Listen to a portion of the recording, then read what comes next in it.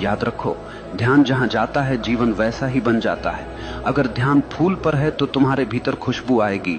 अगर ध्यान कांटे पर है तो तुम्हारे भीतर चुभन पैदा होगी। अगर ध्यान रोशनी पर है तो भीतर उजाला होगा। अगर ध्यान अंधकार पर है तो भीतर अंधेरा भर जाएगा। ये तुम्हारे ऊपर है कि तुम किस ओर देख रहे हो। जरा एक उदाहरण सोचो।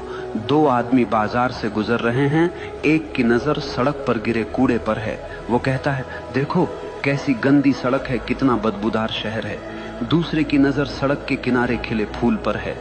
वो कहता है, वाह कितनी सुंदर खुशबू है, कितनी प्यारी धूप है। दोनों एक ही जगह से गुजरे, लेकिन दोनों की जिंदगी का अनुभव बिल्कुल अलग रहा। फर्क किसमें था? सिर्फ ध्यान में। जीवन में भी यही होता है।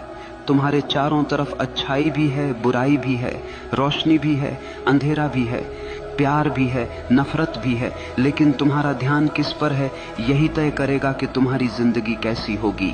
अगर तुम बार बार उन्हीं लोगों की बुराई पर ध्यान लगाओगे जिन्होंने तुम्हें चोट पहुंचाई है, तो तुम धीरे धीरे उनके जैसे बन जाओगे। लेकिन अगर तुम अपना ध्यान अपने सपनों पर लगाओगे, अपनी आत्मा की भलाई पर लगाओगे, तो धीरे धीरे तुम्हारे भीतर से शक्ति फूटने लगेगी।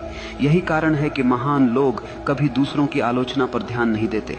वे जानते हैं कि उनका ध्यान सबसे कीमती है, और जो चीज सबसे कीमती होती है उसे बेवजह बर्बाद नहीं किया जाता। अब सोचो, अगर तुम्हारे पास एक हीरा हो तो क्या तुम उसे किसी गटर में फेंक दोगे? नहीं ना।